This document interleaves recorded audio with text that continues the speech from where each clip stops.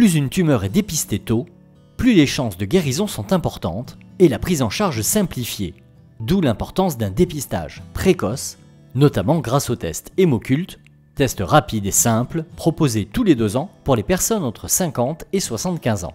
Les signes d'alerte qui peuvent évoquer un polype ou une tumeur colorectale sont la présence de sang rouge dans les selles, la présence de douleurs ou de sensations de pesanteur inhabituelles.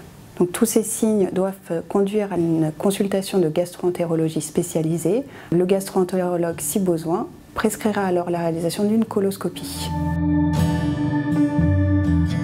La coloscopie est un examen qui permet de dépister des polypes et des cancers du côlon et qui permet dans le même temps de retirer des polypes lorsqu'ils sont à risque de transformation maligne.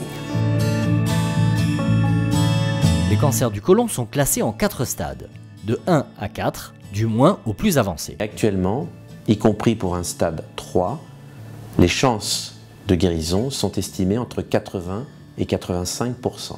Des chiffres qui ne doivent pas occulter l'importance du dépistage. L'équipe de chirurgie digestive du groupe hospitalier Diaconesse Croix-Saint-Simon réalise la chirurgie du cancer du côlon par cœlioscopie.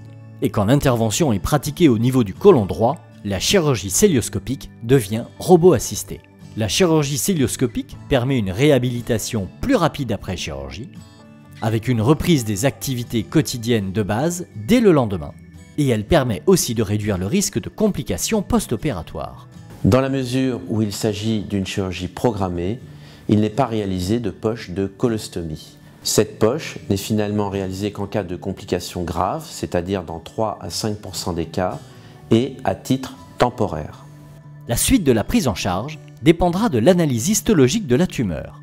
Analyse qui permettra d'évaluer le risque de récidive métastatique et la nécessité d'un traitement complémentaire par chimiothérapie. Au vu des résultats de l'examen histologique définitif, la décision d'un traitement complémentaire sera prise lors d'une réunion multidisciplinaire hebdomadaire.